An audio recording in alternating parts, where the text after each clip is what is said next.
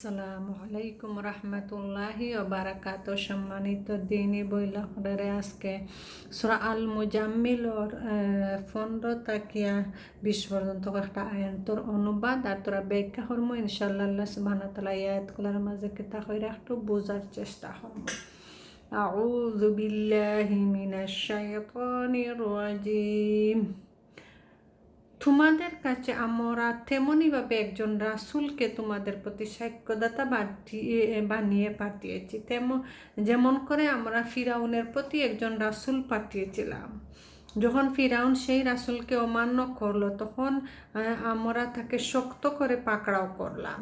তোমরাও যদি মেনে নিতে অস্বীকার করো তাহলে সেদিন কেমন করে রক্ষা পাবে, যেদিন বালককে বৃদ্ধ বানিয়ে দেবে এবং যার কঠোরতায় আকাশ দীর্ণ বিদীর্ণ হয়ে যেতে থাকবে। আল্লাহর ওয়াদা তো পূর্ণ হবে অবশ্যই। এটি একটি নসিহত বা উপদেশ মাত্র। অতঃপর যার মন চাইবে সে নিজের রবের দিকে যাওয়ার পথ অবলম্বন করবে। হে নবী, তোমাদের রব জানেন যে তুমি কখনো রাতের প্রায় 2/3 সময় আর কখনো অর্ধেক রাত এবং কখনো 1/3 রাত ইবাদতে দাঁড়িয়ে থাকো। আর তোমার সঙ্গী সাথীদের মধ্য থেকেও কিছু সংখ্যার লোকে কাজ করে। রাত ও দিনের হিসাব আল্লাহই রাখেন। তিনি জানেন যে তোমরা সময়ের গণনা যথাযথভাবে রাখতে পারো না, এ কারণে তিনি তোমাদের প্রতি অনুগ্রহ করলেন।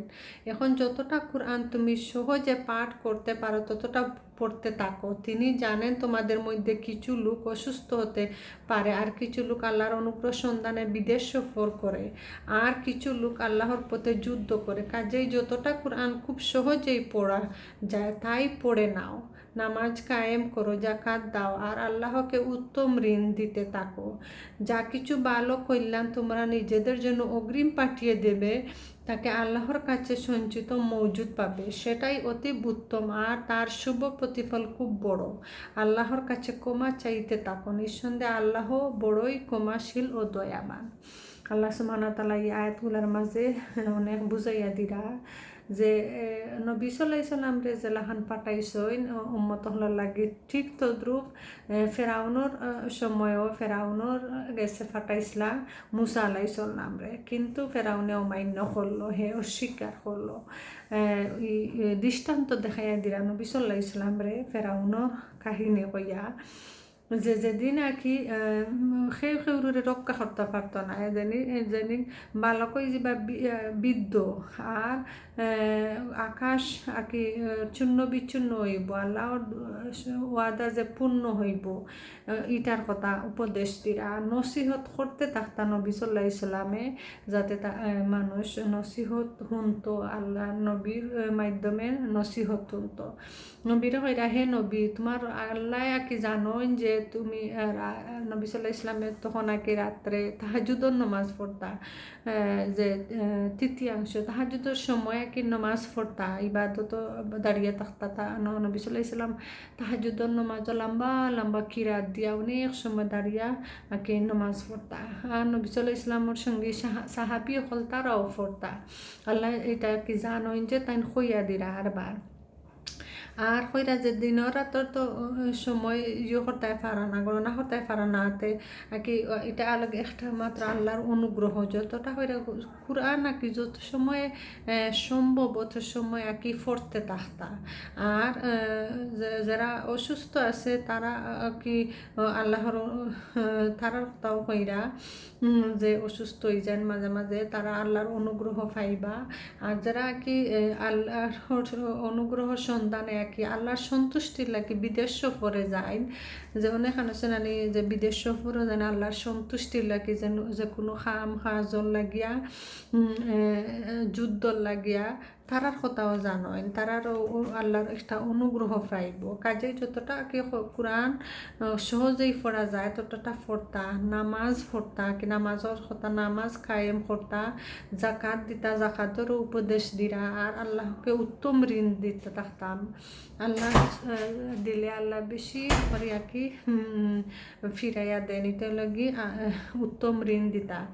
যেটা পালা কাম করবা এটা অগ্রিম ফাটাইবা, এটা লাগি লাগি আল্লাহর কাছে মজুদ থাকবো, এটা আল্লাহর কাছে জমা থাকবো। আর এটা হইল কি উত্তম প্রতিফল, খুব বড়, এটা খুব বড় যে আল্লাহর কাছে ক্ষমা চাইতাকে, আল্লাহর কাছে খালি মাফ চাইতা। আল্লাহ সুবহানাহু ওয়া তাআলা ক্ষমাশীল, দয়াবান। আল্লাহ যে বারবার মাফ চাইলে মাফ করিয়া দিতা, এটা এই বারবার উপদেশ দিয়া দিরা। পরকালে আল্লাহর আদালতে যখন বিচার কাজ শুরু হবে, তখন তিনি লোকদেরকে দেখে সাক্ষ্য দেবেন যে আমি এদের সামনে 70 দিনের দাওয়াত পেশ করেছিলাম। আল্লাহ সুবহানাহু ওয়া তাআলা রাসূলে একে কইবা, সাক্ষ্য দিবা যে আল্লাহ রাসূলে যে দাওয়াতগুলোকে পৌঁছাইছেন, অর্থাৎ তোমাদের মনে বই জেগে উঠা বঞ্চনে যে তোমরা যদি আমার পাঠানো রাসূলকে অমান্য করো, তাহলে ফিরাউনের একই অপরাধের জন্য যে পরিণতির সম্মুখীন হয়েছিল, তোমাদেরকে দুনিয়ায় সেই একই পরিণতির সম্মুখীন হতে হবে। যে ফিরাউনের যে কাহিনী হয়েছিল সেই কাহিনী হইব।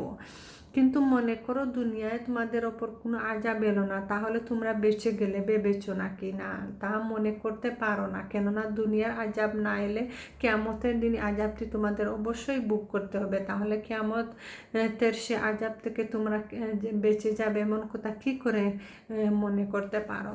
দুনিয়ায় যদি বাঁচি যাও কোনো আযাব আয় না, তেখান মনে করিয়া না যে কিয়ামতের দিন আইতো নাই, কিয়ামতের দিন আইব আযাব, এটার কথাও হইয়া দিলাম। এর মাঝে তাহাজ্জুদের কি নির্দেশ বিধান করিয়া দিছেন নবী সাল্লাল্লাহু আলাইহি সাল্লামের উপরে।